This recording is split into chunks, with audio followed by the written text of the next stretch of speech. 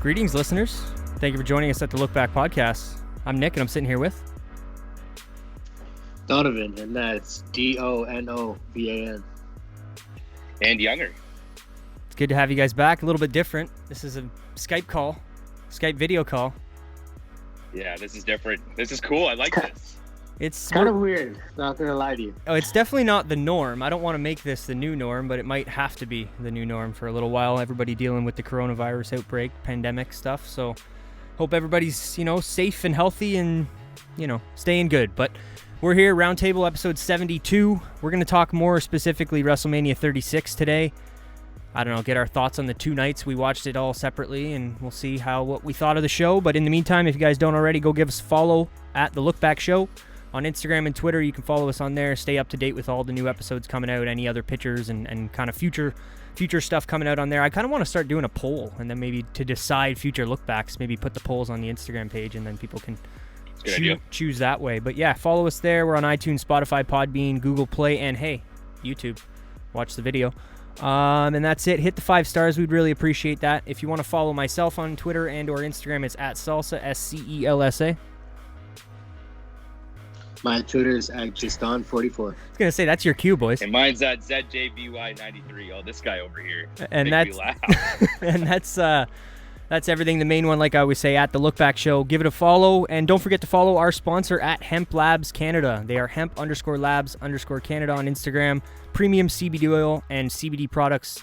Amazing stuff. Been using it for months. Check them out. But we're here, boys. WrestleMania 36. It's the Roundtable episode 72. The Shed Studio, I can't even speak. It's very lonesome. It's just me in here and you two.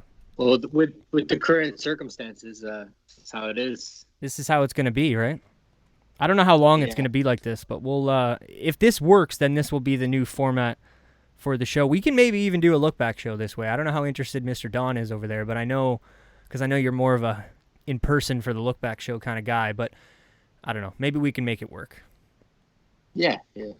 So before we dive kind of in, I want to go night 1, night 2, and then maybe just talk about each of the matches and give kind of our opinion as to what we thought with the whole no fans and the 2 nights. But do you guys have, before we dive in, do you guys have a preference? Was there a night 2 or a night 1? Which one was more your style if you had to pick one? Like if you were only able to watch one of these shows, which one would it have been if you knew? Obviously, in hindsight now, knowing what happened on both of them. I mean, I guess I'm not really giving you a clear-cut answer here, but I would have trimmed out certain things. I mean, I think we all would trimmed out certain things and had one show, because I feel like there was a lot of filler shit that was just felt like Raw or SmackDown, and that's funny, kind of underwhelming. Because you were one of the people that was, you were down with this 2-night thing going in, but I think because they filled it up with so much fluff that it made it didn't need to be 2 nights. As much as we were talking about, like you said on the last episode, we talked about a year ago, would they ever do a 2-night thing? Could this be a good idea? I think they almost forced it. Like there's a lot, like I said on the last show, it's just like the Super Bowl. You want to make the Super Bowl. Not every team makes a Super Bowl. Angel Garza and these guys that are wrestling on WrestleMania in their 4th match in the main roster. I don't know. Yeah, my boy, Austin Theory, let's go. I don't fully agree with it, but they wanted to do the 2-night thing, and that's kind of how they had to, right? If they wanted to have it at least be a 3-hour show. I guess they didn't want to do 2 2-hour shows. You might as well do one show if you're going to do 2 2-hour shows. So, I don't know. Should we start it off with the pre-show night 1? But sorry, to answer your question, I think I preferred night 2. I think there was things on night 2 that I liked a little bit more. Yeah, I jumped a bit ahead there. My bad. Young? No. I liked night 1. To be honest, the Undertaker and AJ Styles really caught me. That was really good. Yeah. It's just it's whatever. It was both good. I shouldn't say, but both of them were. I mean, the second one was garbage more than the first one. But it was just like what everyone was saying. There's a lot of filler matches and all that shit, right? But other than that, I like night 1. I really like night 1. They did a really good job. Yeah. No, I thought they were both pretty good, but I preferred night 2 just for some of the longer matches that we got with Edge and Randy Orton. That one specifically was a lot longer than I think I anticipated it to be, so I enjoyed that. But I don't know. I got them in front of me here, so we can kind of go whenever you guys want. I got the times and the winners and everything if you want to just talk about them all the way through. Let's go. Night 1, night 2. All right, night 1, pre-show, we might as well. I don't think any of us actually watched this, but Cesaro versus Drew Gulak. So it was like 4 minutes long. Yeah, 4 minutes 25 seconds. What was the point of that? That's a big match. That's awesome. It's a big match right there. The point of it was to. I think the whole point of that was, didn't Daniel Bryan have a match somewhere on the next night or something like that? Where was it? Yeah, he did. Yeah, he did. So I think it was right there. Sami Zayn versus Daniel Bryan. I think that was kind of just because Cesaro and Gulak are representing Daniel Bryan and Sami Zayn separately. I think that was just to make their match, Sami Zayn and Daniel Bryan, feel a little more important, have a little bit more backstory than it already did. I don't know, because you're right. There's not really a reason to put that on the show, especially maybe they just needed they were going to do a pre-show and they didn't have a match. I'm shitting more on the length of the match. It's just like, we have this empty arena, we have all this time, we have the pre-show. It's like, why? Because we have 45 minutes of why do these guys video. have to perform for 4 minutes? I can't answer it. I think that it's, I don't know. I don't have a good answer for that, because my only reason as far as them being on there to begin with is let's have at least one match on the pre-show. Well, if we're going to have one match, let's have it maybe be longer than 4 minutes. I don't know. Yeah. But, so Cesaro defeated Drew Gulak 4 minutes, 25 seconds. I don't think this really did anything for anybody. Maybe a little bit for Cesaro. I don't really know. But moving on, opener of night one was Alexa Bliss and Nikki Cross defeating the Kabuki Warriors for the Women's Tag Team Championship. This was also, I heard, I don't know if it was you that told me, Younger or Donovan, I'm not 100% sure, but it was the first time that a women's match had opened WrestleMania. Yes. Yeah, my little brother actually told me that, which was crazy. I didn't even know that, to be honest. Yeah, I had no But idea. at the same time, I'm not even trying to consider this WrestleMania. I know what you were saying earlier. If you go to the network and you look at WrestleManias, this is WrestleMania 36. To me, this is the exhibition of WrestleMania. So, but whatever, it's still history. Exhibition meaning pretty cool how it opened. Meaning like the first night was the exhibition, or the whole show? What do you mean? I just mean the whole thing. It's kind of just an seems like to me asterisk. It wasn't WrestleMania. Yeah, Exactly. fair enough. But yeah, it opened the show. That was pretty cool. It was a good match. I was pretty happy to see Bliss and Cross win it after all of this time of this story going on. Not even just with the Kabuki Warriors, but how, remember, it started with Bayley saying that how like Bayley was saying that like those two weren't friends, and like how Bliss is gonna cross you to Nikki Cross. Yeah, pun intended. But it's cool. But then just in general to see that they won, and we'll see what they can do moving forward. Yeah, they gave him 15 minutes to go back to the time, so it's a decent amount of time for the opener in the women's match. Nice. One of the not longer, but I mean, I don't know, one of the top longer matches on that night.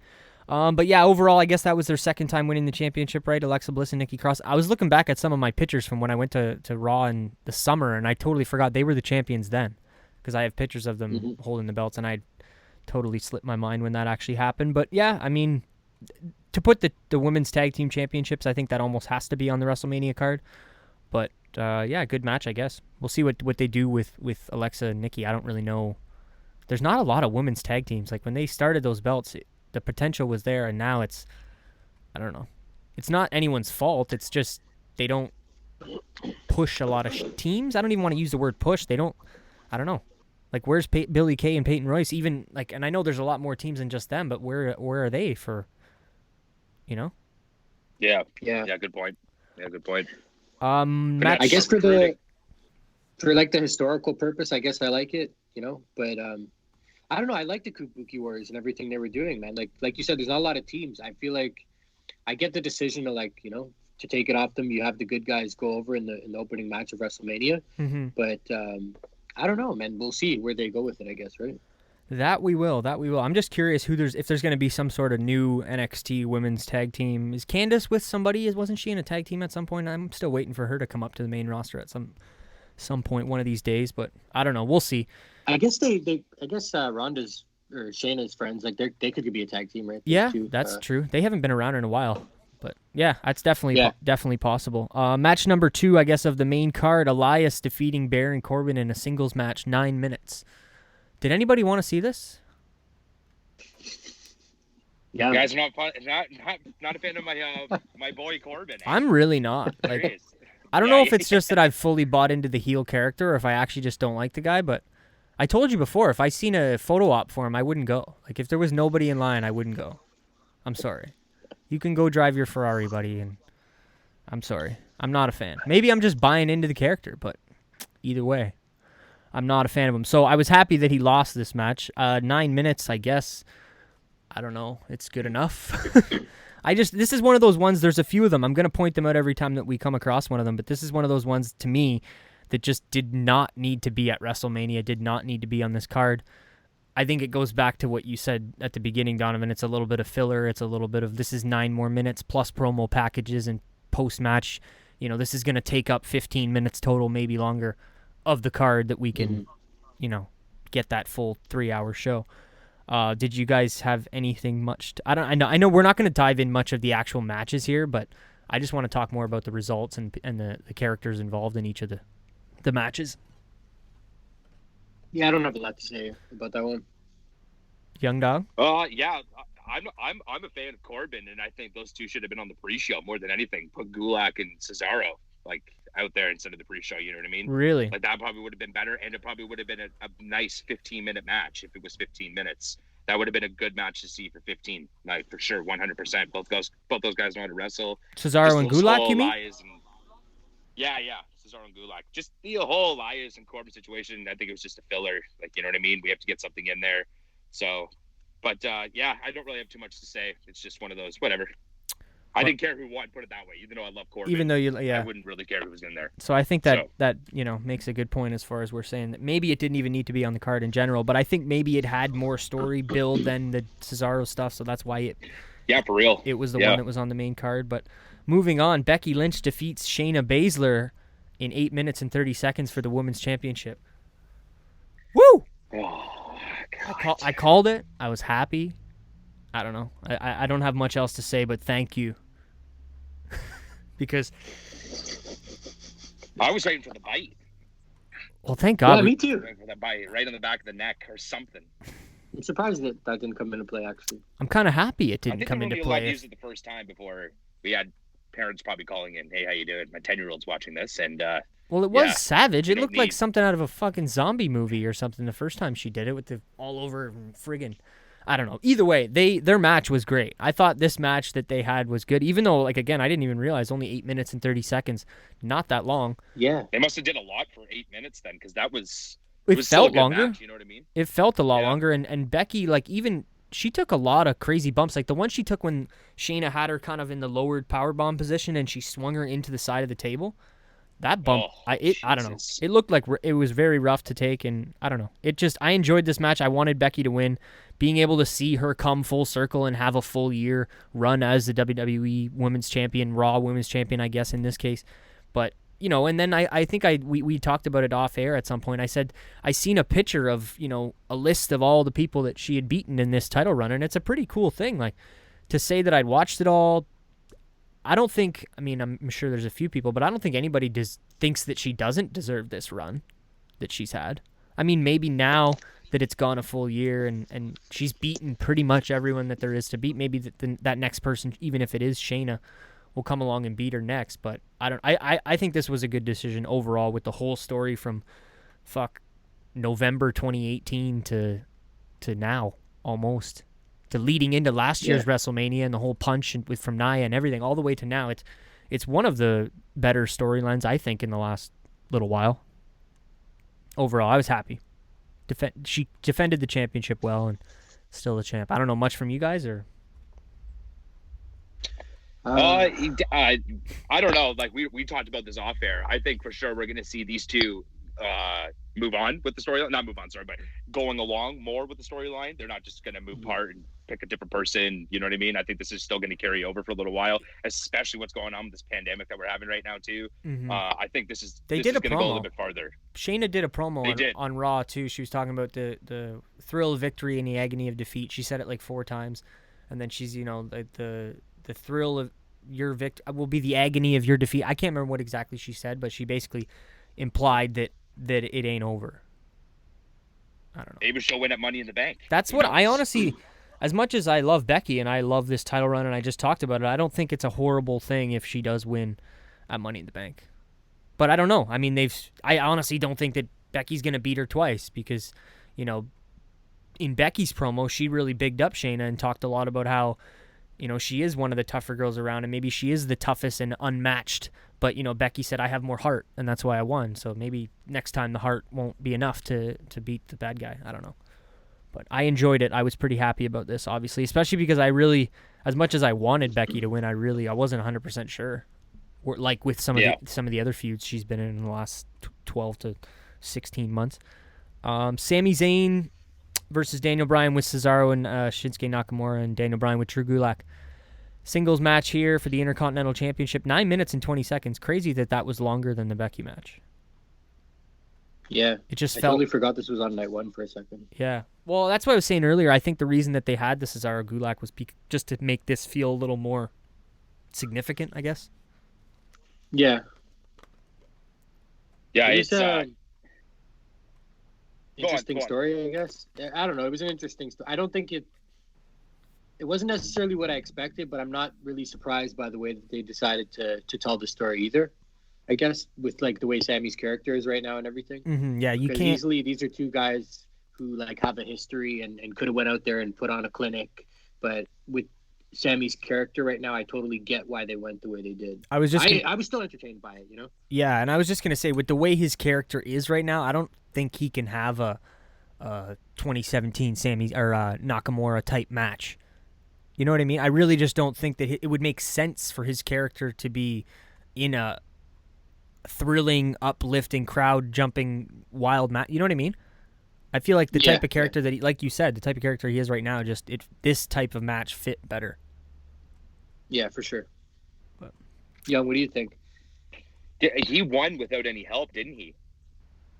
I think he beat. It was Donovan. I remember Donovan explaining it to me. We talked about it kind of the next day, with Daniel Bryan getting not distracted, but getting his mind on having to take care of somebody else rather than you. I thought you were going to explain it. Sorry. Yeah, sorry. No, it was more like I looked at it like I was telling Nick. I looked at it like you know, what the guys on the outside, Cesaro and Nakamura. Daniel Bryan kind of took them out with a dive, I think. And then, so that kind of threw him off for a second. Comes on the top rope and then quickly got hit with the kick. So I guess that kind of justified it. Like, yeah, he did. He had a little bit of help, but not like to the degree of like them actually getting like physical or anything. I like that it wasn't just a distraction. Somebody jumped up on the apron and then he got distracted and then turned around and got hit. Like, it was his decision to have to take out those extra people, which then in turn caused him to get pinned. I don't know. It was good enough. I'm surprised again with some of these because I didn't know any of the lengths of the matches before going in, or before reading it today. But yeah, I was surprised 9 minutes and 20 seconds. But I guess congrats, Sammy. We'll see. I feel like he'll either lose this at Money in the Bank or he'll have it for a long time. Or even before, he could lose it on SmackDown. I just feel like it's either gonna be off of him soon, like really soon, or he could have this till SummerSlam. And it will just be one of those weird, like, how did he have this belt so long? Yeah. I don't know. Especially with the trio that they have going on right now, I could definitely see that. And I want them to get more. Why not? Just start bringing in more dudes. Just get a whole stable of guys. That'd be great. Sammy's the champ. But moving on, we had probably the weirdest match. Well, I don't know. I don't know if I can say that with some of the matches that we had on this WrestleMania 36 cards, plural. But this John Morrison, Jimmy Uso, and Kofi Kingston triple threat match for the tag team titles. I got to be honest with you guys, and I'm just going to say this because I don't really care what the listeners think about me, but I watched the least of this match of any match over the 2 nights. Like, I didn't pay attention. Wow. Like, I paid attention the least. I was looking at my phone, and like this was the match that I saw the least of every match on both cards. So really, I'm gonna kind of play this one more to you guys. You tell me what you thought about this one, because man, I think it was fantastic what they did, to be honest, because they already had Miz not in, right, because he was sick. Well, that's why it was a triple threat, right? Triple threat, yes, that's right. So it was cool because it all 3 that were in there, I don't know out of the Usos because they're kind of the same. It was like 3 dudes that know how to use ladders and like how to go off ropes, like, you know what I mean, how to do high flying stuff, like, you know what I mean, and they're willing to take risks. I think that was amazing what they did. I'm glad they only made it 3 people. I thought that was fantastic, and I thought they did it really, really well. Just the only thing is, I know it was a tag. It's supposed to be like the tag team belts, but just put the one up there. You don't need the two. Well, just put the one. Not even know what I just mean? that. I mean, before Donovan gets his thoughts, like the way that they did the finish to me was fucking stupid too. Because any other time somebody lifts that little triangle thing off of the chain, you win. It's not when you get the belts off the triangle thing. So they both had the triangle thing in their hand. Okay, I guess technically they both have it. But then Johnny grabs both the belts and falls backwards, and he's the champ because he actually took them off the thing. It was just, I like consistency in rules. And it's like, if that's the case, then you should have to take the belts off of that thing in every other match, not just take that thing off of the chain. I didn't enjoy that. My only other visual from this match was when it first started, man, I couldn't handle the ladders. There's like 80 ladders in a fucking tiny little room. Me and Don talked about this. You could have done this with 2 or 1 ladder and just beat the shit out of people with that same ladder. I don't think... Yeah, I agree. Like, I agree with that. I get having a few outside the ring, but, like, this isn't WrestleMania. We don't need 17 ladders up by the staging area just to remind everybody, like, hey, don't forget, this is a ladder match, just in case you forgot. Like when they had the TLC, that fucking... Whenever that was when they were, like, hanging chairs from the ceiling and shit. Remember that? Yeah. But I guess that wasn't horrible. But anyway, I just... Was that when Braun pulled it down from the ceiling? Oh, yeah. I think, isn't it? Yeah, No, you're right. Yeah. Right. I think it was on Kane. Yeah. Kane or somebody. For some reason, I was thinking that was before I watched it, but that was when I was watching wrestling. Either way. Yeah. What about that bump, Don? You were talking about that our boy, well, my boy still kind of, Wade Keller, talking about the spot on the I've heard a lot of people say that. I think it was definitely so there Jimmy or Jey Uso, I can't remember which one was in the match, but there was a spot where he fell off the ladder and landed on the outside of the ring, but you don't really hear any impact. Like a lot of people were talking even online, I see about it clearly, like there was no impact. He probably landed on a crash pad, and they panned back to him after, just kind of laying there. It was kind of awkward because I did notice it in watching the match. I was like, he just fell out of the picture and you didn't hear anything. It was really weird. Yeah, And there was a couple of little spots in that match where I definitely could tell the editing, camera tricks. But other than that, like, it was cool. I'm happy with the decision of who won the match too. Yeah, I don't think that the New Day or the Usos really need those belts right now, especially with the amount of times they've had those belts in the last 4 years between the two of them. I know it's went to a lot of other teams in between, but each of those teams have had the belts multiple times in the last 4 or 5 years. So, overall, other than the actual, the ladders being everywhere and the way that they chose to have the finish with the belts falling off, I didn't think it was horrible. Like I said, I just happened to be caught up on my phone during that match. I don't know what it was. But, Kevin Owens, Seth Rollins, here we go. No DQ. Actually, the last one, I don't know if I ever got it for you. It was 18 minutes and 30 seconds. Just wanted to make sure. Wow, really? Yeah, wow. Pretty long. Second longest on the card for night 1 was the triple threat ladder match. But, number 7 here of the night, number 6 on the main card.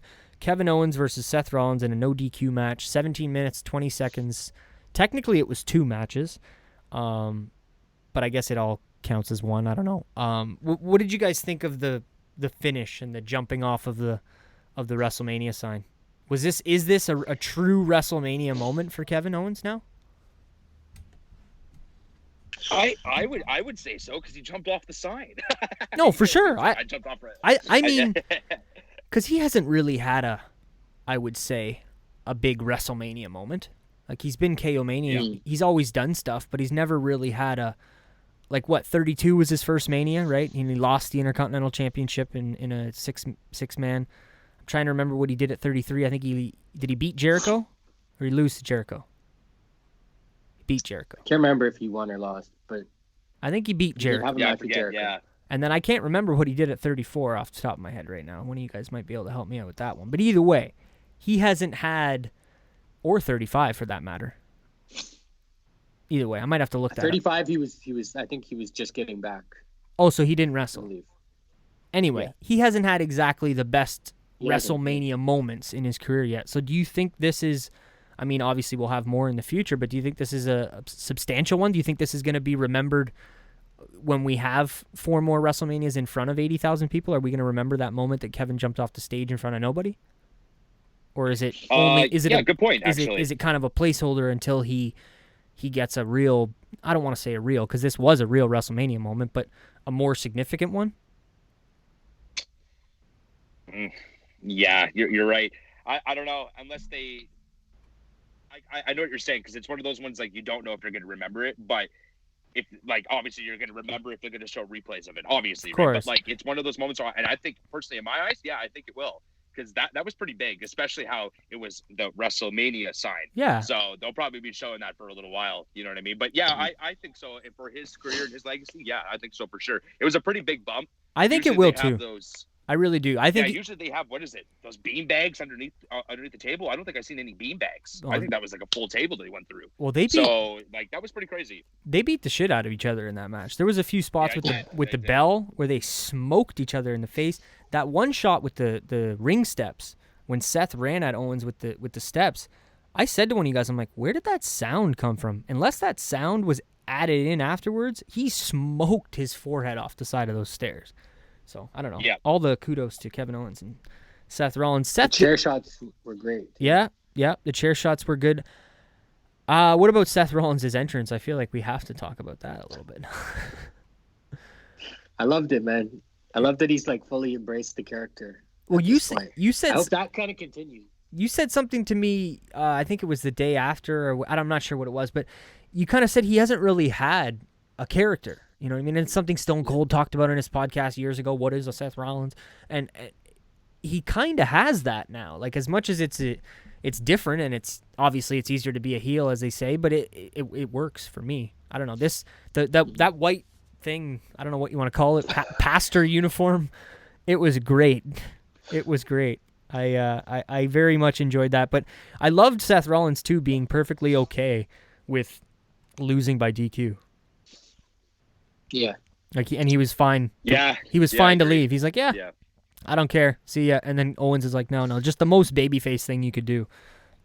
For Mr. Kevin Owens, but enjoyable. 17 minutes 20 seconds. This is the third longest on the card, so they went quite a while. But I guess that was the combined two matches that probably added to that. Buddy, this one here was potentially a barn burner, as they say. And Braun Strowman versus Goldberg in 2 minutes and 10 seconds to crown a new Universal Champion in Braun Strowman. How did you guys feel about this one? I got a fucking mouthful for you if you want it. Yeah, well, that's what we're here to talk. So if you got a mouthful, I'm pissed. Not pissed, but this was fucking so stupid. I hate everything about this fucking match, man. I think it was fucking ridiculous that they said nothing about Roman Reigns at all. Like, didn't acknowledge it. Zero. He was still in the opening promo. For one, like, I didn't like that at all, for one. For two, Braun Strowman is a guy who just lost his Intercontinental title to Sami Zayn, right? So now he's just shoved in and gets the fucking WWE title. Like, what the fuck? What does that really say about that? Like, that to me is another thing. He's big, though. He's big, though, man. No, I don't know. I don't know why he was. Who would you have wanted? Who would you have wanted, though? Because I think it was just a filler. I seen people, and I wouldn't have even necessarily been okay with this, but I seen people online kind of speculating that it could have been Jeff Hardy. Just because, just because Jeff was tweeting about, I love making WrestleMania moments and all this stuff, and this was after I saw the tweets, but then I seen people, maybe he's the one that's, is it going to be Jeff Hardy versus Brock Lesnar? I mean, maybe that would have been something, and it would have been, you could have just had Brock beat him, and nobody would have been really that upset if Brock beats Jeff Hardy. It's not like at the end of the Goldberg. Or sorry, Goldberg beats Jeff Hardy. It's not the end of the world. I don't know. I think that would have been a better thing to do. Yeah, I agree. Even if they could have put anybody in there. Like, in my opinion, I think they should have done it just because it was last second. I know everything's pre-recorded, and I know this guy was pre-recorded before. Put fucking Killer Cross in there. Ooh, I think that's a little too. Because you don't have the. You wouldn't win. Just get him hyped. Everyone's like, "Who the hell is this?" Well, yeah. Especially guys that don't watch indie stuff, right? They could watch this guy and be like, "Wow, look at it!" And you could give him good 10 minutes, even if it wasn't 10 minutes. You could still get this guy in there. You know what I mean? I get Goldberg to win, and then Goldberg loses the next night on Raw or something, or you know what I mean? Or I just think you don't want to. I don't think it's a horrible idea. I just, for one, I don't think you want to have Killer Cross lose to Goldberg in his first match. True. And I just really don't think, obviously, that they would put somebody who has had zero exposure on WWE TV in the quote-unquote biggest match of the year. You know what I mean? I just... Yeah.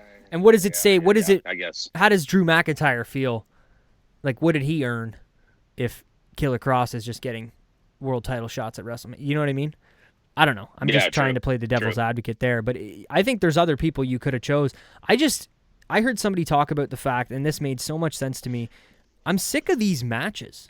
Like, this type of finisher fucking 2-minute, like, Goldberg beating Brock at Survivor Series in 2016. Like, I don't think that they work all the time. And of all the matches in these 2 nights that we're going to talk about, this to me is the match that needed people in the fucking seats, man.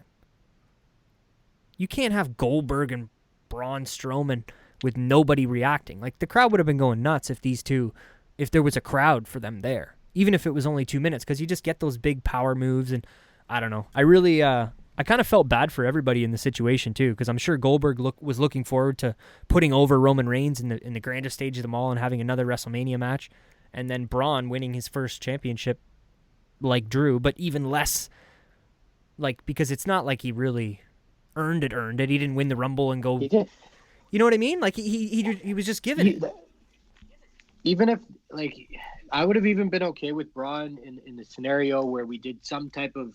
I understand it was pre-recorded, but they knew well enough that Roman Reigns wasn't going to be there.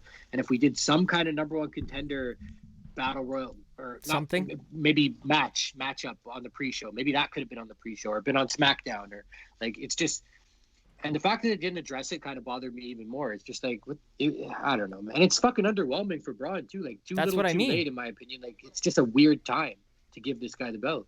Yeah, no, and I seen him. Like, I would have. Yeah, I don't know. I'm sure it wasn't the most. I mean, I'm sure it was satisfying for him, but it could have been a lot more satisfying if it was done a different way, I think. But overall, I guess new Universal Champion. We're starting to get some lineage with that belt now. I think we've had almost 10 champions, so it's something. How about the main event there, boys? Come on, don't somebody else intro it. Young Dog. TNA! Let's go. The TNA match. No, the Undertaker versus AJ Styles in a boneyard match. At the boneyard. In the boneyard. At the barn. In the dark. At the Hardy compound. Yeah. What do we think? This was different. This was unique. I fucking loved it. Why don't you go first, Don? Just the table is yours. I loved everything about it, man. From the beginning, the intros. When AJ pulled up, and we probably thought it might have been the Undertaker, and it's AJ Styles popping out of a coffin. Yep. Everything in to jeans. That, and him talk. Yeah, in jeans too, and him just talking his shit. Undertaker pulling up with the motorcycle and the Metallica, and just the mix of the gear between biker and dead man was cool, man. Yeah. Yeah, I totally agree. As far as the fight went. Elements of it were kind of comical. Yeah. But like it's some of wrestling, the dialogue. man. Like I'm totally okay with this type of shit. And especially for men, like for the Undertaker, like I don't necessarily need to see, like, if he went out like this, man, I'm not necessarily mad at it, man, because he went out on a fucking high note. He drove away on his Harley. If this is the last time we see him, man, I'm totally okay with it, because I loved it, and I've seen nothing but like positive feedback from people online talking about it and other shows that I've listened to. Like, everyone seems to be on the same page with this match, which is a lot better than we could say for like previous situations that he's been in WrestleMania or Saudi or whatever, right? Absolutely, yeah. Yeah. What about you, Young? Yeah, it was obviously completely different. It was cool. It's just cool to see stuff like that, because like me and Don, maybe a little bit of YouTube, but we were into TNA, so it was cool seeing like all the stuff, like, you know what I mean? And the only thing I was disappointed about was that we don't get to see Undertaker come out to the entrance, to his own entrance music at the Performance Center. That walk would have been 3 minutes, not 25. Yeah, that's true. It would have been looking forward to the shortest Undertaker entrance in WrestleMania Undertaker entrance in history. Yeah, he might good. as well just take his time if he was going to the ring, put him in a wheelchair or something. But if anything, it was good. It was cool. I just liked how he got thrown. Like they did different parts, how he got thrown off that shed, that big ass shed or the barn or whatever the hell that thing was. That was so cool. That was cool. But I love the paranormal aspects of it. Like when he did the fire, when AJ was on top of the building and he did the fire from down there, and just you mix in those paranormal. I don't know. It fit great. But bouncing kind of more off what Donovan said, are you okay if this is Undertaker's final match, final wrestling, final fight? I'm kind of okay with it. I'll give 2 reasons. One, I am okay with it because of how old this guy is now and how long he's been around and how his legacy will always continue to be amazing until we die. Yeah. Period. It doesn't matter, right? But the only thing I'm just disappointed about is that it's just right now we have a pandemic going on, so it just sucks how it had to come to this. But if it is, it is. It gave us something unique, though. It gave us something unique and very different. Very different. Yeah, of course. I heard Triple H was all over that too. It was Triple H and what the hell is his other name? But anyways, it was one of the other writers in the show. They were really big on that. So good for those two for stepping up and doing that. Yeah, and I appreciate that a lot. As horrible, obviously, as the whole pandemic and everything going on with COVID-19 is, I obviously don't think we would have had anything like this if we were just regular WrestleMania. So it gave us something new and different and unique to see, as with, night 2 we'll talk about as well. But overall, this I enjoyed this fight a lot. I kept saying while I was watching it, I can't imagine how much The Undertaker is enjoying doing this.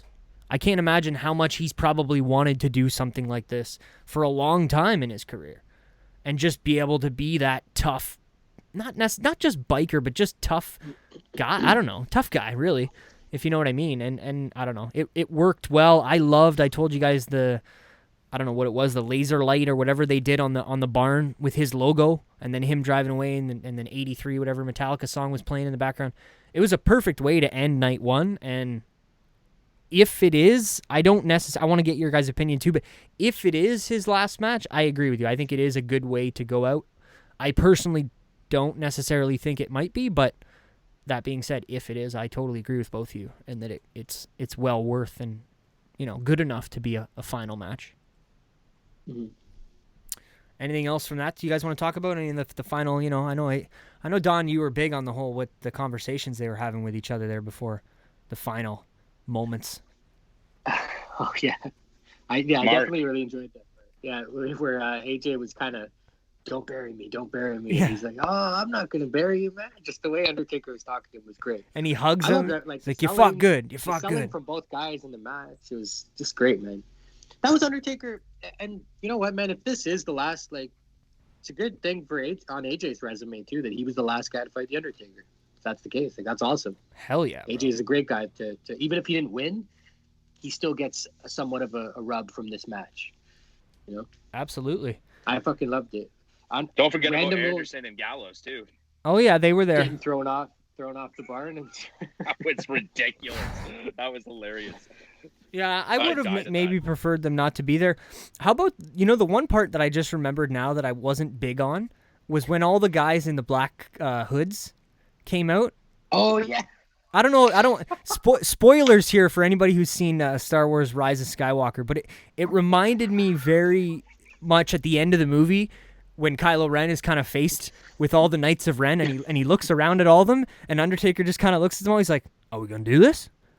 We going to do this?" And then they all just come at him and he just starts KOing them all one by one as they come at him. I wasn't massive on that. It reminded me a little bit of I don't know, like a Power Ranger, like bad guys in Power Rangers or something, how they just kind of take one hit and they go flying, kind of like that. But other than that, I enjoyed it. It was good. I fucking loved it because it was so hokey, man. But it was good, man. It's good. Wrestling needs a little hokiness in a good way. It felt like an old Western too, almost, with the music and just the style. Oh yeah, it was Undertaker's this old cowboy coming into town that just. Well, it looked like a fight scene in a B movie or a C movie, maybe like an old, low budget movie, and it's just this really long, gruesome fight scene. Oh, and I just remembered, I have to talk about the Undertaker acting like he had a fucking knife in his stomach for a good portion of that fight that I wasn't a fan of either. But there was a section of it where he was on the ground and AJ was grabbing him, and the Undertaker, he was just. Oh yeah, fuck, I forgot about it. that. Literally, like, Yeah. and I love selling. I'm not chirping the Undertaker. It's just like, he was almost like he couldn't breathe, like he had a knife in his stomach, and he was like losing blood and gurgling blood. It was just like, this is a little too far. Yeah. But again, I'm not gonna complain because it was fucking awesome. And I got a little soundbite out here I'll play to close it off. Rest in peace. All right, boys. I think we should move on. Maybe I can't do the thing with the eyes. That's perfect. We'll move on, I guess, on to night 2. I'm trying to find the ring bell for you guys, but I can't. It's been so long since we've recorded that I can't find anything on here. So, with that being said, I'm gonna use this. Boom! Explosion. Next match. There we go. Night 2, WrestleMania 36 pre-show. I missed this one as well because I was doing a Gran Turismo race. Liv Morgan versus Natalya. Liv Morgan defeats Natalya. 6 minutes, 25 seconds. Did anybody get a chance to see this one? I caught Nope. it. I caught it. You caught it? Yeah, I caught it. And? It was whatever, you know. It was what it was, I guess. Right person to win, I guess. Do you That's think what it's I a can big say, moment 'cause, for Liv? Beating Natalya, pretty well-established veteran at WrestleMania? it's a big win to have. In the sense of her career. I don't look at it like this is WrestleMania. The pre-show to me is beans. The pre-show is the pre-show, literally. The win is great. Over And Natalya. it's the right person to win, for sure. Yeah, it's the right person to win, for sure. Like, she's the one they're trying to elevate, so makes sense. But I don't look at the pre-show the same way I look at the whole card. That's fair. That's fair. They went longer than I would have expected too. They gave more time to them two than they did Cesaro and Drew Gulak the night before. That so. they did. I don't know, but the opener of night 2 happening again, Charlotte Flair versus Rhea Ripley for the NXT Women's Championship. And this is, again, I'm assuming they wanted to keep the theme with the women opening the show. Have the second night open up once again with the NXT Women's Championship match. Charlotte Flair defeating Rhea Ripley in 20 minutes and 30 seconds. Boys?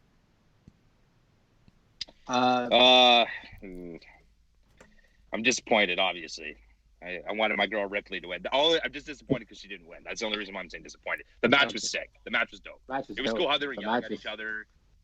And by the way, you're talking about Undertaker getting stabbed in the gut, making those noises. Oh, buddy. Charlotte was doing that a few times too, eh? Both of them. I thought you were gonna say. I thought you were gonna say Rhea. Rhea was screaming at the top of her lungs. Oh, yes. Yeah, You know what? You're right about that. She was. I think that's something that we got. Come on, Charlotte! I was like, I had to turn down the TV. My volume was only at 18. I had to put it down to 5. I was like, this is ridiculous. Like, so, but yeah, it was a good match though. Those two worked really good together. Like, that was awesome. That was like that. I not even just because they were women. Like, I loved that match. Like, the match was sick. Like, I know you two agree with that too. Like, those guys can move. It was the longest those two were good. traditional wrestling match on the card. The only thing that went longer was Edge and Randy Orton, and theirs, didn't really take place much in the ring, so it's more of a walk and brawl. Yeah. You know what? On the point of like the selling and the WrestleMania matches that we talked about with even Undertaker, and even I know we didn't really talk about it, but Seth Rollins, like, I like the emphasis on the selling from all these guys, and it's coming from the people who that they know what the fuck they're doing. Mm-hmm. And a small example of, not to really shit on the guy, but like it was something that I noticed even with Elias and Corbin, where I think Elias won and the camera was like on him, and he was kind of like, he didn't say anything. Oh. It's like, well, there's no crowd. So I understand if that's something that you're going to do, and there's however many bunch of people here, but like, you got to play on the like, you got to emphasize that type of shit with no crowd. So like, I like that. I think that's I think that's a big reason that we WrestleMania. notice it so much too, is because typically you've got 20 to 80,000 people screaming right next to these people that are selling, so you don't necessarily hear how much they're actually screaming. I don't think that some of them maybe did, but I don't think necessarily they turned it up and sold more and louder. I think it's just that's how they normally sell, but we don't necessarily hear it in the same kind of way. Mm-hmm. But yeah, this match was great. How about Rhea Ripley's gear? You guys sent me a picture of that Vegeta kind of copycat. Yeah. I didn't realize that that's what that was. It's pretty wicked. Yeah, it was dope, man. At first, I didn't really. I was looking at it, I'm like, that looks like the Vegeta colors, but there was like slight differences. And then I see that picture. I was like, maybe that's what she was going for then. Yeah, exactly. It worked for me. I didn't realize it until after. I wouldn't have noticed it probably right away anyway. But was there any moment specifically from the match you guys want to talk about, other than the fact that obviously Charlotte got the win here and is now headed to NXT? Honestly, I just really enjoyed it all in all, man. If you want to talk like a pure wrestling match, this is probably my favorite match of the weekend, honestly. Yeah, exactly. Yeah, for sure. So, like good point. Yeah, I'm not like the biggest. I'm not always the biggest Women's fan of the women's matches as a whole, but like, so that's a pretty big statement. pretty big takeaway for me. Absolutely, yeah. No, you might be right. And I'm surprised, not surprised, but happy with, I guess, how much time they actually did give them. It's a lot of time to give the two, and maybe because it was the opener, it didn't feel so long. Because when I was watching it, I don't remember it feeling like it was the longest match on the card, other than obviously the Edge Randy Orton. But yeah, good stuff. We'll see what Charlotte does in NXT, I guess, going forward. Find out if I love that too, man, because she's fought everybody on the Raw and SmackDown. Let's go give her some new opponents. That'll be cool. Mix it up. Bianca Belair. Let's go. Yeah, somebody like that, I'm sure. Or I keep saying it, Candace, but I don't know if they feel the same way about Candace. Hell yeah. Aleister Black defeats Bobby Lashley with Lana in a singles match in 7 minutes and 20 seconds. Younger's just clapping. We just get a clap from Younger every match now. What about the kiss of death? Only some of those matches, all right? Not every single one, but only a few. I'm going to put this in with maybe, Elias and Corbin. Some of these other matches that I just really don't think needed to be on these cards and happening at WrestleMania. And that's why I've been clapping. The matches I've been clapping to, that's the reason why. Yeah. Like, it's just no need for it. Just no need. Like, it was good. Like, those two worked good with each other, but there's just no need for it. No. And then I think on Raw, they had Aleister fighting Apollo Crews. Jeez, I almost called him Creed. It was real close. But, yeah, so I don't know what he's doing. It's just Apollo now, okay? Oh, is it? Is it? I don't think Bruce is part of his name anymore. Well, there's people like that they've went back and forth with, taking the name away, added it, taking it, like Andrade for a little while. I don't know. There's a couple people where they added the first name, and I wish. Yeah. We'll talk about it later. Anyway, I was just gonna bring up Mustafa Ali. That's all, because I like that name. But the glitch. I'm a big Aleister fan, so I'm totally okay with him having a WrestleMania match, and even Lashley too, man. So like, although the storyline of it, there isn't really one. Like these two were just, let's go out there and do your fucking thing. Let's have a match. So that aspect of it was weird, but as I said in previous matches, right person to get the win for sure. Yeah, no, Aleister needs the upward trajectory to kind of have his career go somewhere towards championships in the future. So. Yeah, does all right with me. How about match number 3, match number 4, technically, of the night, number 3 on the main card, Otis versus Dolph Ziggler. This is a good singles match for Dolph Ziggler. When you told me that, Don, wow. I did not know. I told our boy Young here, I didn't know. I mean, I'm sure I could have Googled it and figured it out pretty quickly, but it's crazy to think that Dolph Ziggler got his first match at WrestleMania 36 against Otis and lost in 8 minutes and 15 seconds. Yeah. I love this. This is not one of the ones that I think shouldn't have been on the card. This had great story. For sure. Yeah. I called it. I told Donovan, I said, he's got to win this, and Mandy's got to come out, and they got to make out in that fucking ring as soon as this match is over. And that is exactly what happened. And I told him, I'm like, that's what needs to happen to make this story complete. So I like the whole glitch thing, whatever the hell's going on with Mustafa. I kind of missed the promo video, but Sonya getting involved, I don't really understand the whole thing, just to fuck around for no reason. But either way, this storyline was awesome from the beginning with Otis and Ziggler. And I don't know, my favorite part about all of it, and I said this to both of you guys, I think separately off air, is just that Otis got himself a WrestleMania match, a singles WrestleMania. And whether there was in front of nobody or 80,000, he would have been wrestling at WrestleMania. This guy got himself that match, not by being maybe the best wrestler in the company, not by having the best promos, not even by being the best tag team. Nope, but by consistently tweeting at this girl from the time that they were both in NXT, joking around, making jokes about how he wanted to be her girlfriend and all this stuff, all the way to the point where they then wrote it into the story. It became a part of the SmackDown television show, and this guy got himself a singles match as a tag team wrestler at WrestleMania against Dolph Ziggler, former world champion. So I don't have the applause button like super close and ready here, but I'm going to find it because Otis... Oh, I'll do it for you. Yeah, No worries. buddy. There you go. You deserve one. I just... How proud was Mama?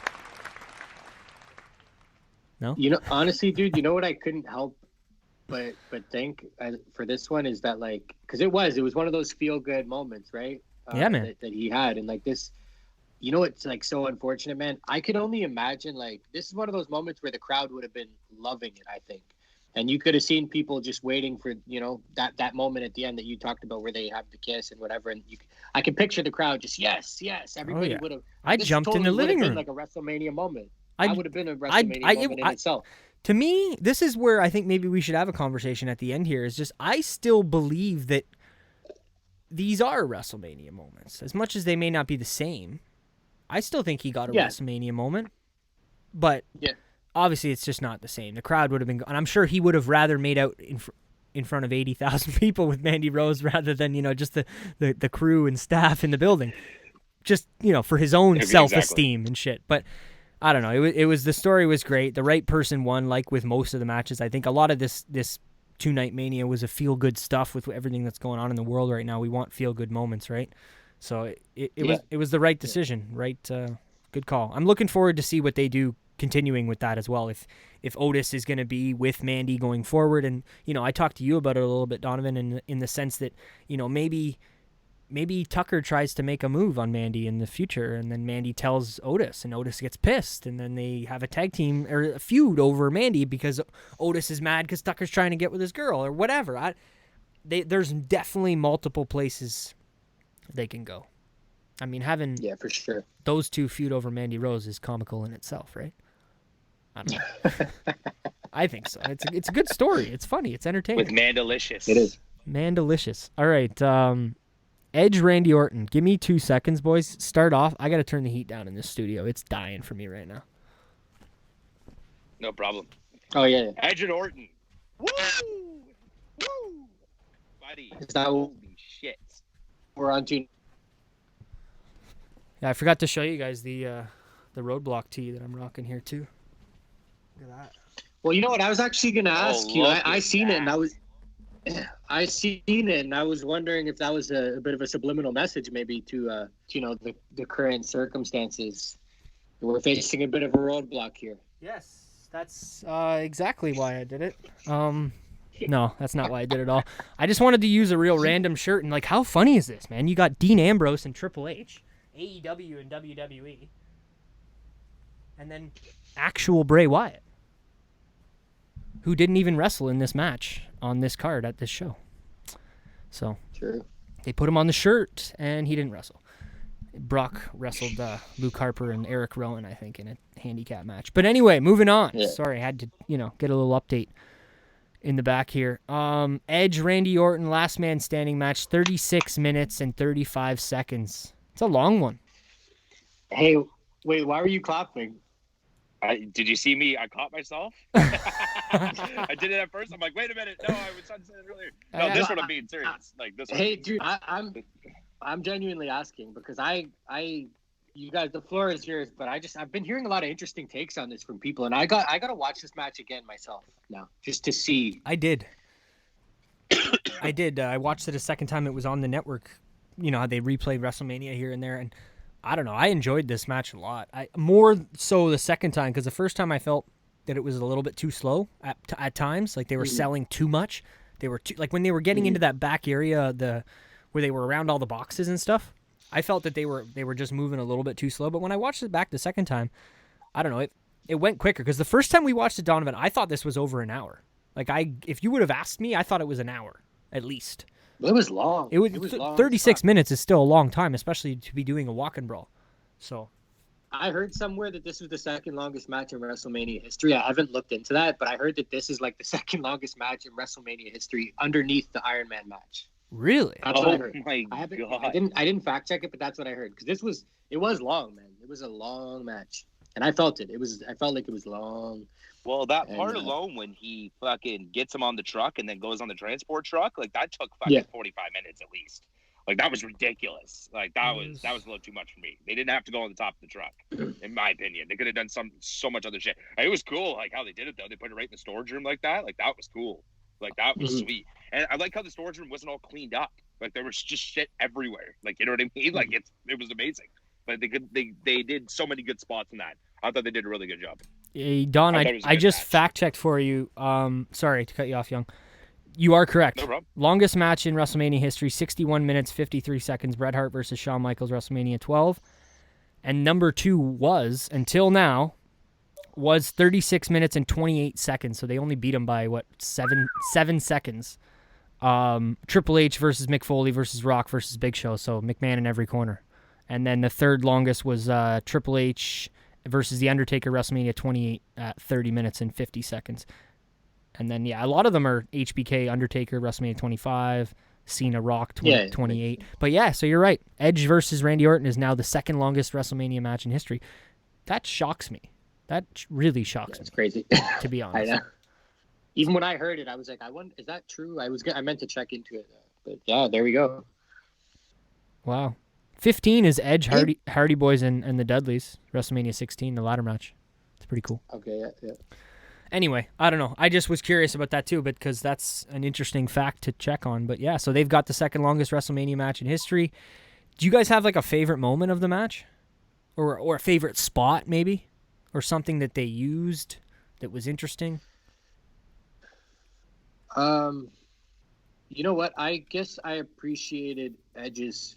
It's not really a moment, but like Edge's selling overall, especially like in the beginning, Randy was really taking control. Mm-hmm. And I like the story of that because Edge is the guy who's been retired. He's on the comeback. And, he was really having to fight an uphill battle for the beginning half of this match and even a lot throughout the match as well, right?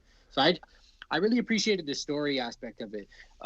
With the part of it being, I don't know, man. I have mixed feelings, and that's why I said I got to watch it again because, like, there was moments in this match where I felt like I was watching it and I was into it because it was Edge's comeback match and because it was hardcore last man standing style. Yeah, I'm into that kind of stuff. But I was really like waiting for them to do something bigger and really pull me in, and I felt like it just never happened. Like I felt like I was constantly like, okay, here we go, here it is. No. Oh, really? And I felt like that, I felt like I didn't get like fully like sucked in to it. I had that a little bit. And then someone else mentioned to me, that's why I got to watch it again. But the commentators, like there was moments where they were just like silent, and it was fucking awkward. And I do remember that now watching it. There was a lot of hit the big silence. Yeah, it was weird. Walking around backstage, I liked when they went into like the little boardrooms and stuff, and they kind of really went all over the performance center. I enjoyed all of that. So I don't know, good stuff. I think my biggest shocker in talking to you, at least, unless you have anything to say else, Younger, my bad, is just I thought this was it. Like I assumed that this was Edge's coming back for one final match. I didn't think for 1 second that this was like the beginning of part 2 of Edge's career. Mm-hmm. And is that something that you got, like, am I the idiot or am I... Well, no, I don't think you are at all, to be honest. I don't know. I think it was just a little unnecessary how long the thing went on for, in my opinion. I think it was a bit too long. You know what I mean? Yeah, and I just didn't like the end where like Edge is like grabbing his hand and like talking to him. Like you can clearly tell he's talking to him, like saying like good match and shit. It's like, dude, like he RKO'd your wife and then did a fucking headshot on you 16 times. But I don't know. It's just weird to me. To me, the ending was amazing. Like the story they were telling with Edge not wanting to hit him, basically because he didn't want to stoop down to the level of Randy Orton. Like that, and like he looked like he was almost actually crying when he had that chair above him. I know what you're talking about after he hit him with the chair and after he passed out and he went down and talked to him. I figured that was just more of like a maybe not the same kind of story, but like a Shawn Michaels Ric Flair where it's just like, I'm sorry, buddy, but like I wish I didn't have to do this, but you made me do this kind of thing. Like if like you're my buddy, but if you did something that I don't know. Like, I wouldn't want to hurt you, but if you did something that made me have to hurt you, then it would be like that sort of situation where it's like, you're my buddy, I don't want to hurt you, but because of what you did, I have to hurt you. You know what I mean? I don't know. That's the way I took it, but Yeah, right on. I don't know. Overall, but what about back to what I was saying?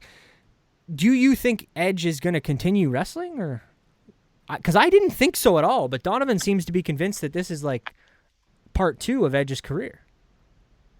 Yeah, I think I don't know. I think 1,000% if you ask me, but that's just, I don't know. Yeah. I've always kind of had that thought, even going into this, that this was just the beginning of more to come.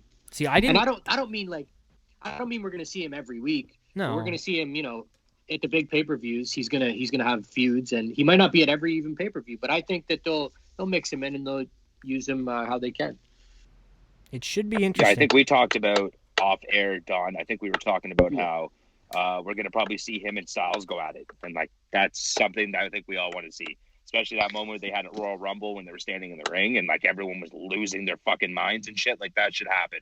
Yeah. Like, I don't care if it's at SummerSlam or WrestleMania next year. Like, they have to do that. They have to. And we didn't talk about it in the Undertaker match, but I still think, like, if AJ doesn't come back as the dead man, then that's a missed opportunity. That is just a missed opportunity in my eyes. I'm sorry. He's dead. His glove is he's dead. AJ Styles, the character is dead.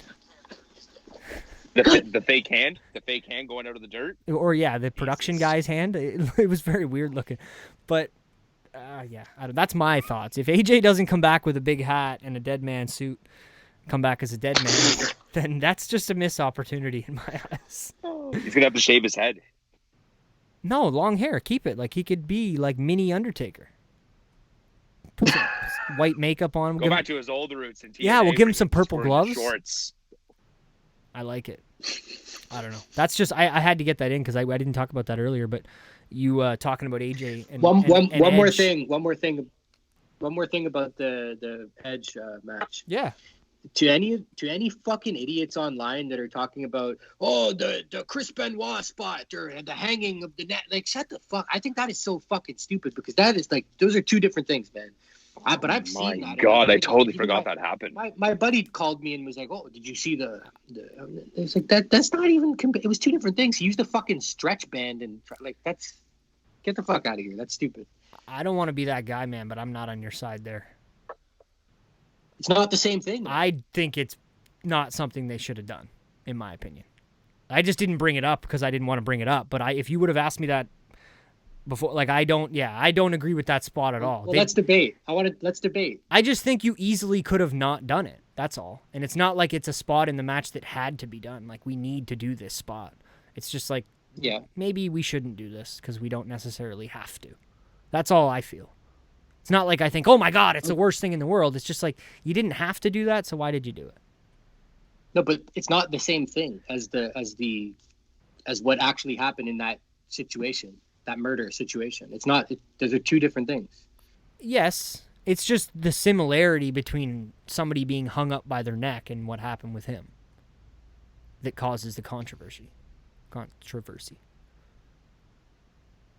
But does that mean that we can never apply? I can go both. I can go both ways on that. I agree with both of you.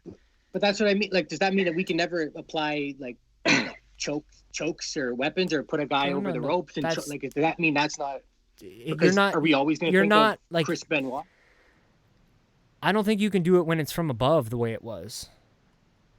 Do you know what I mean? Like, if like the way he was being hung, I know it wasn't just his neck either; it was his arm too. But the way that it was coming from above, I think, was the issue. Like, if you are wrestling, like, or if Randy Orton and Edge are wrestling in the ring, and Randy just wraps a rope around his neck and kind of just pulls on him, obviously that's not great either. I know Daniel Bryan fired for that years ago, but I think the difference between that and what they did is the physical where the rope is coming from above. I'll put it to you this way, man, because I'm not going to fucking lie and come out here and say to the listeners, like, like, it wasn't something that I noticed right away as soon as it happened, but when I started to listen to other shows and I thought about it, I was like, yeah, you know what? That I don't know if that was necessarily needed.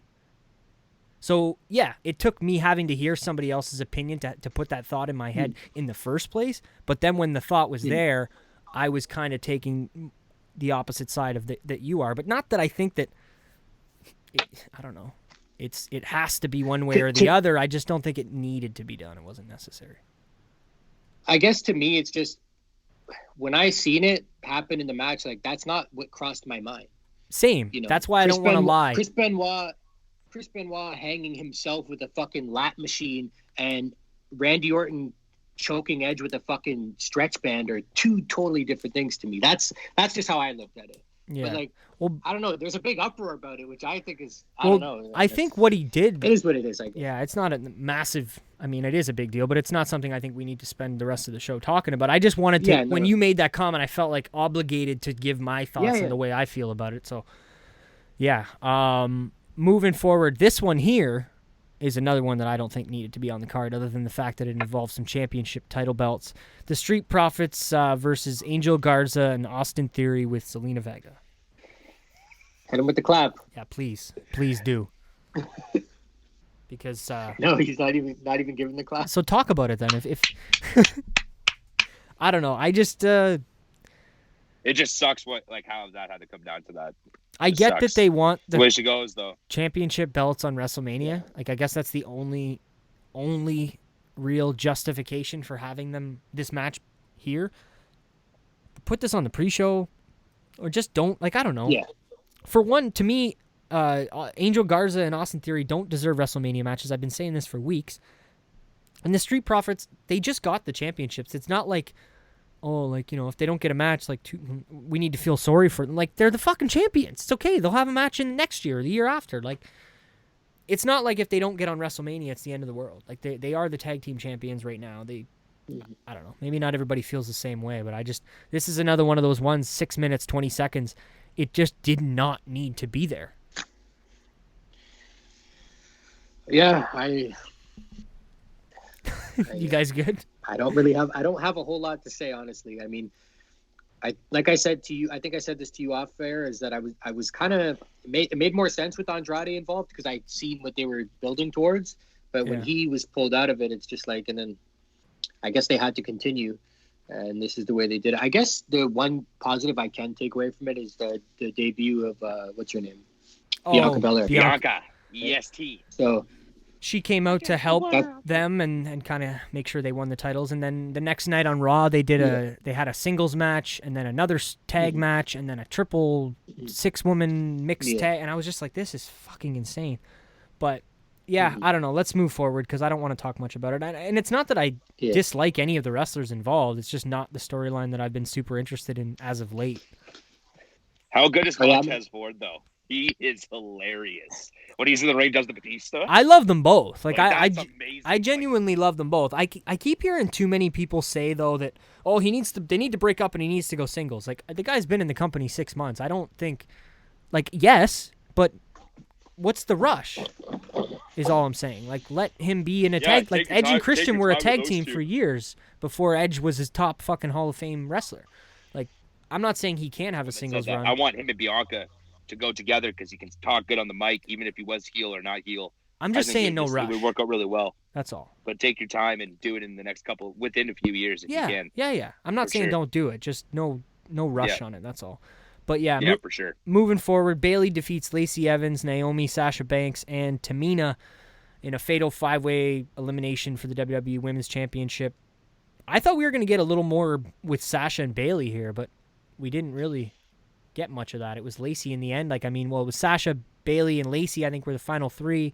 Naomi and Tamina went early. They did a little team bad spot with Sasha and Tamina and Naomi there. That was ridiculous. Yeah, it was pretty stupid. And I guess it's cool for them because that's how Sasha Banks broke into the main roster was with Team Bad, but just a horrible name for a team. But Beautiful and Dangerous, is that what it was? Catchphrase too. Don't forget that. What? Beautiful and Dangerous? Isn't that what Team Bad stood for? That whole where they put their fists in their unity like that. Oh, that's cringy. That is fucking cringy, dude. You know what I mean? Yeah, I'm happy I don't really remember much of that. But anyways, Oh, I remember. so the final three was Bailey, Lacey Evans, and Sasha. I think Sasha went out first, and then it was Lacey and Bailey. And correct me if I'm wrong, Sasha helped out Bailey a little bit to get the win. I could be wrong. I can't remember. Yes, she did. Yeah, she did. She did. I feel like I didn't watch this match. Kind of like me with the ladder match. Yeah. I feel like I was like doing something, which is really bad to Yeah. say. Well, but it's better to say it than not say I it. gotta watch it. I gotta rewatch it, and I'll let you know for next time. 19 minutes and 20 seconds. That's crazy. Third longest on the card next to Charlotte and Edge. So all the women's matches, and then the Edge and Randy got the longest. Got the most amount of time. But you guys want to move on? Yeah. Congratulations, Bailey. We'll see what happens. I'm assuming it's going to be you and Sasha maybe at Money in the Bank, or I don't know. But all I can say is, I said this to you, Don, Mandy Rose is winning that Money in the Bank. She's in that spot right now. She just had a storyline, like a main storyline that involved her and not somebody. I think she's winning that Money in the Bank. I really do. Would you bet? Would you bank on that? I would.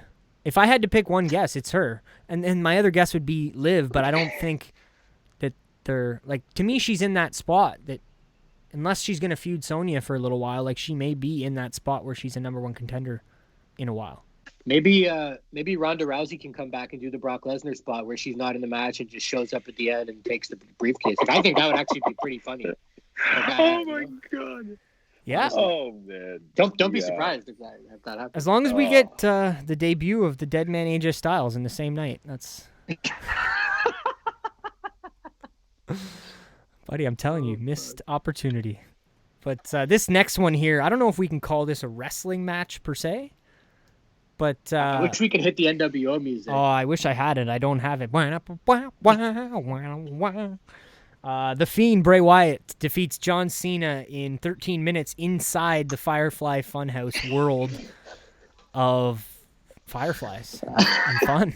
I don't know. It was crazy. So Cena does his normal entrance, comes out, does the salute, and then all of a sudden he pops up. He's in the Firefly Funhouse. Rambling Rabbit says he went through the door. You got to go through the door. Cena goes through the door, and then all of a sudden he's the prototype.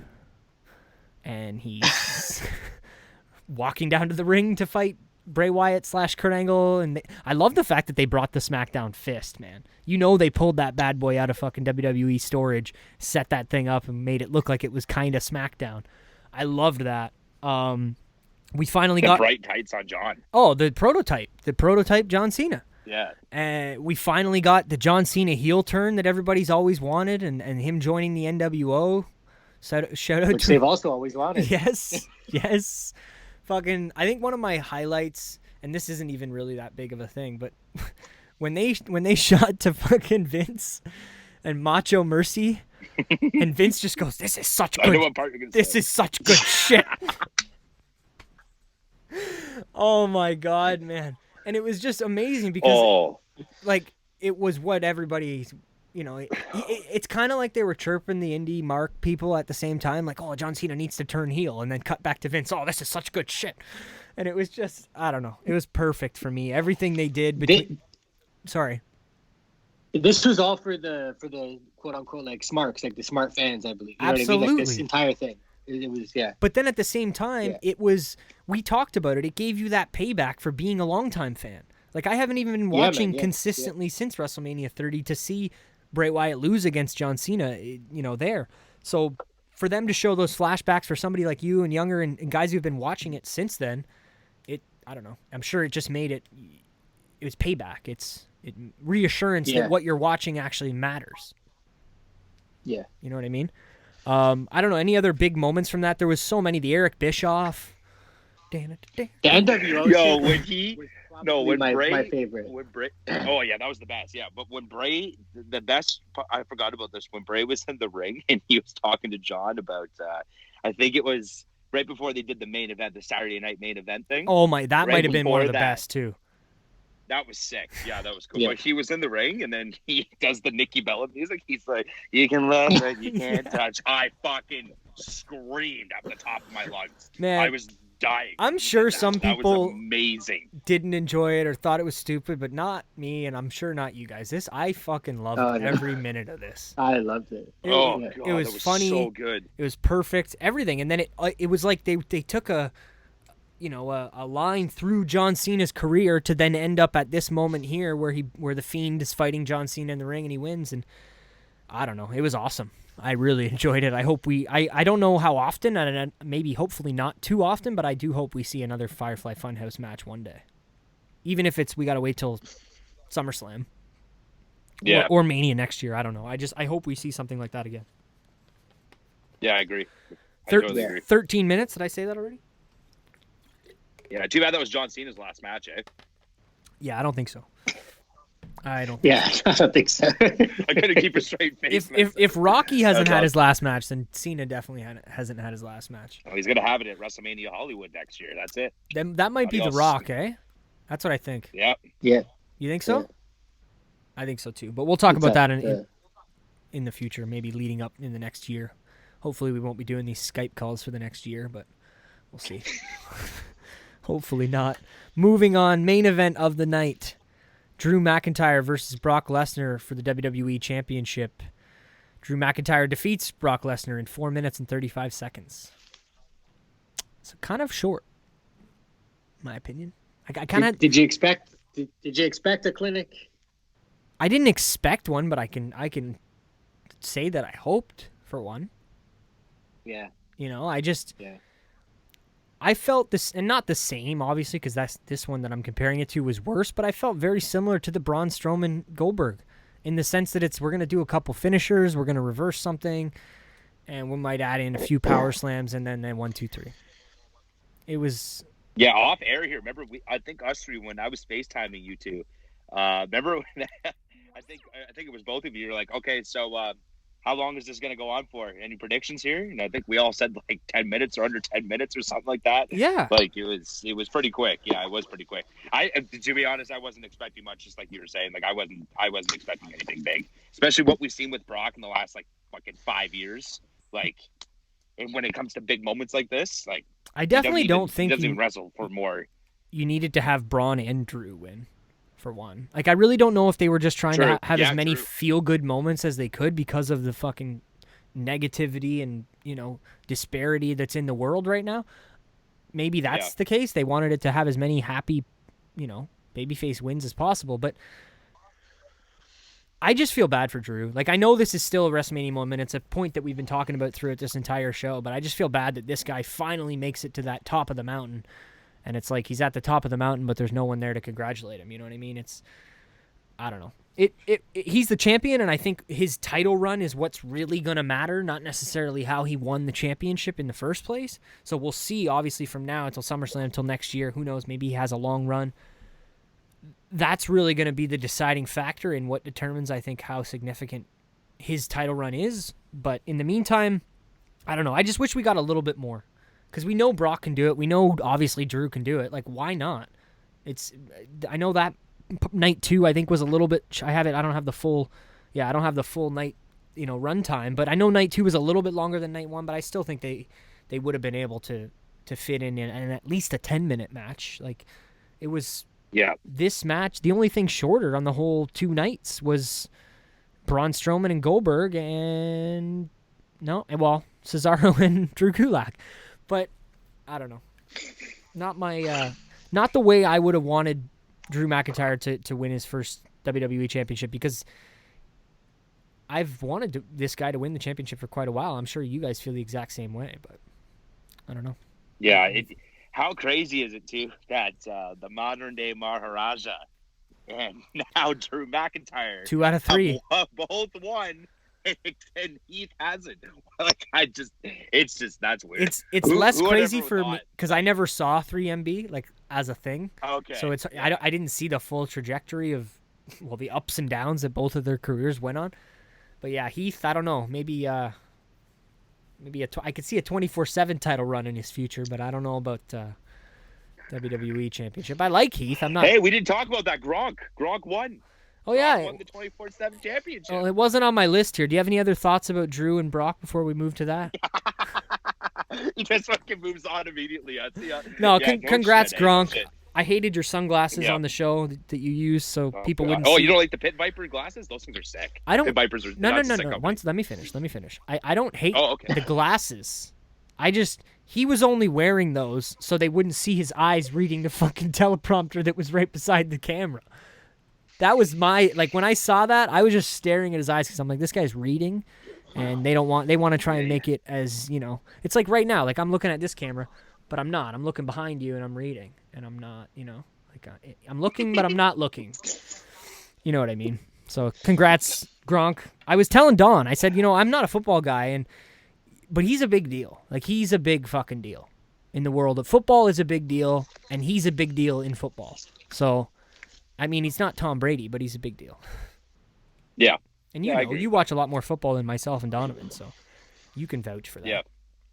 But yeah, congrats. No, I totally agree. Congrats to Gronk. Congrats to Drew. We will see what he does in the future. Did anyone get a chance to see the dark match after WrestleMania this year? No. No, nobody. They aired it on Monday Night Raw. Who was it? So Drew McIntyre came out after he won the championship. 20 minutes after he won the championship, he came out to do an interview with Sarah Shriver in the middle of the ring. You know, how do you feel? Has it sunk in? He's like, you know, it hasn't sunk in yet. He's sitting there, and it was kind of weird because he was like, he just won it. Like, they're like, yeah, I've only had the championship for 20 minutes. He's like, it really hasn't sunk in. Like, and then Big Show's music hits. Okay. And then Big Show comes out, and he's chirping Drew, and Drew, it was kind of weird because the guy just won the championship, and he's like, I just had a match. I'm not fighting you. I'm not fighting you. He's like, nothing you can say will make me fight you. And then Big Show just claps someone right in the fucking face, and he's like, oh, all right. So then they fight, and they have a match on the night of WrestleMania. So it was taped after WrestleMania, and they had a full WWE Championship match, Drew McIntyre versus the Big Show. And it's on here on Wikipedia, but it's classified as a dark match.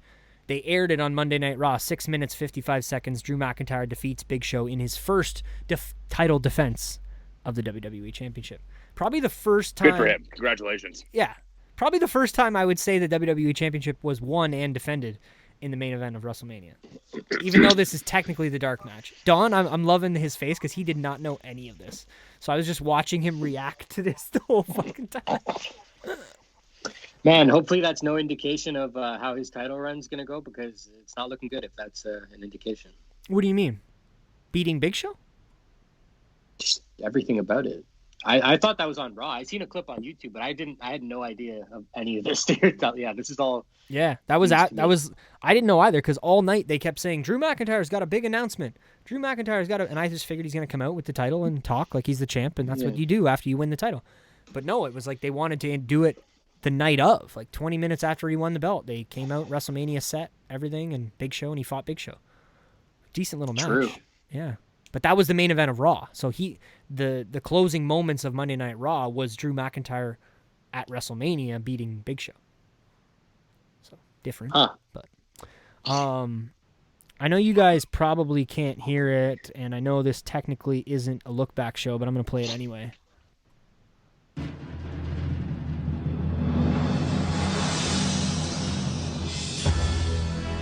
We can't hear it. It's okay. Moments of the night, boys. Moments of the night. Doom, doom, doom.